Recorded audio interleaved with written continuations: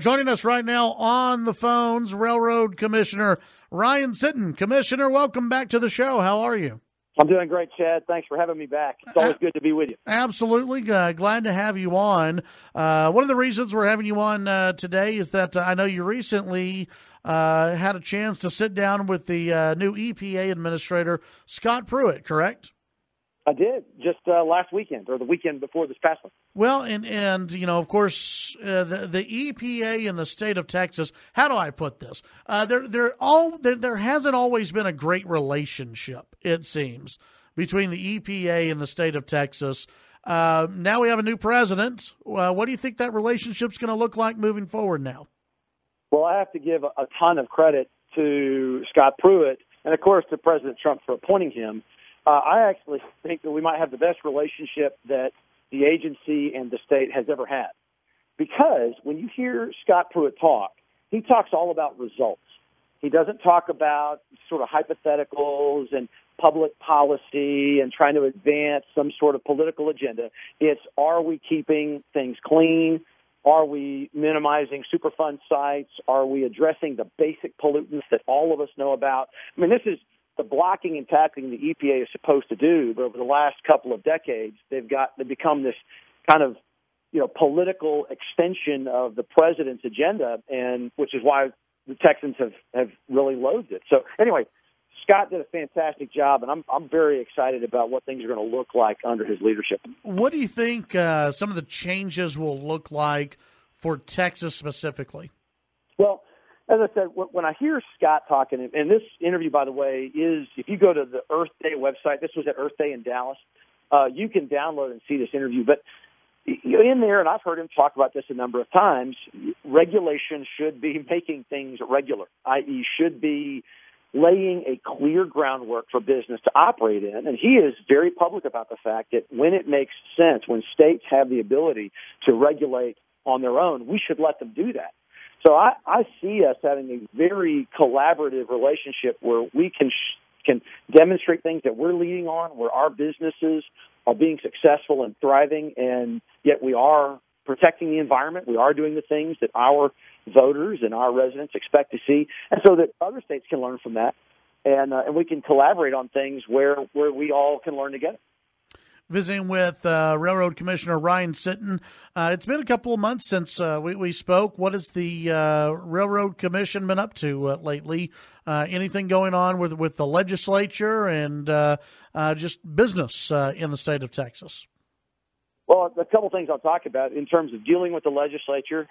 Most of your listeners probably know the Railroad Commission's primary agenda with the legislature over the last couple of months has been getting through sunset and getting a budget passed, or getting our portion of the budget passed, I guess. And look, I give credit to the legislative members. Frankly, both sides of the aisle have been very supportive of the industry that we regulate, and therefore of the Railroad Commission as well.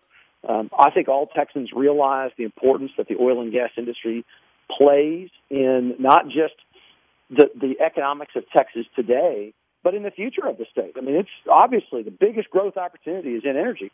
So when we go to the legislative members and talk about the Railroad Commission, everybody says, yep, we need to make sure you guys have the resources that you need and that we continue you through sunset. When you jump over into the other half of the business, where's the oil business at? Prices continue to hover around $50 a barrel, and that for some areas of the world is a challenge.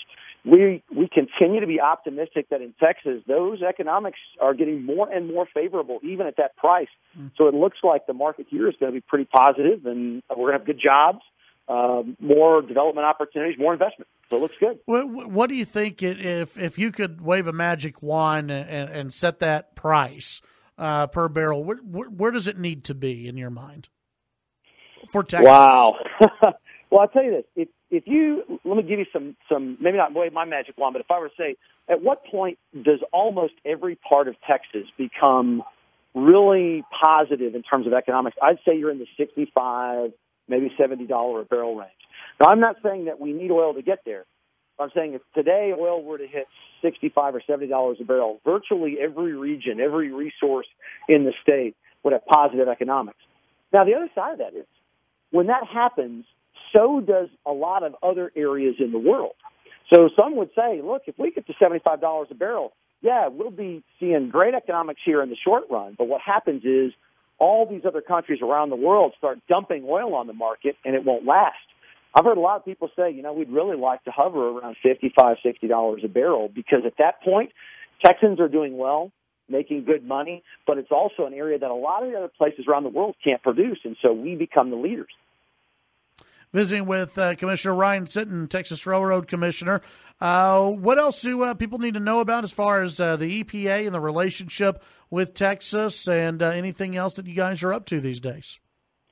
If I can just talk a little philosophically, one thing that I think all of us, especially in Texas and especially in the Republican Party, need to make sure we are doing is dispelling the myth that somehow Republicans don't care about our land and our water and our natural resources.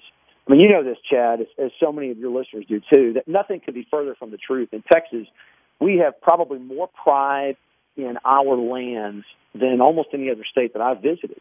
And yet there's this weird dynamic when you go around and talk to people that somehow, all we care about is business, and to heck with our rivers and our streams and our forests. And it's just bizarre. And I think it's because in this political dynamic, when we say, hey, we're not going to throw out every industry in the state over some theories on this or that, we want to get down to practical results, people cast that as anti-environmental, spit it out here. So anyway, coming back to it, I thought Earth Day was really good because it gave folks like Scott Pruitt and myself a chance to really demonstrate, look, when it comes to things like sulfur dioxide or ozone, or contamination in waterways. All of us agree on that. And we're all doing things to protect that. And I think the Republican Party, it's a good time for us to stand up and brag on the things we currently do, and the fact that we see positive business growth and protecting the environment as two things that go hand in hand, not either or. Commissioner Ryan Sitton, as always, appreciate your time, and we will visit, I'm sure, here in the near future. I'm glad to do it. Chad, thanks for having me on. It's always good to talk to you. Thank you. That's Commissioner Ryan Sitton, Texas Railroad Commission.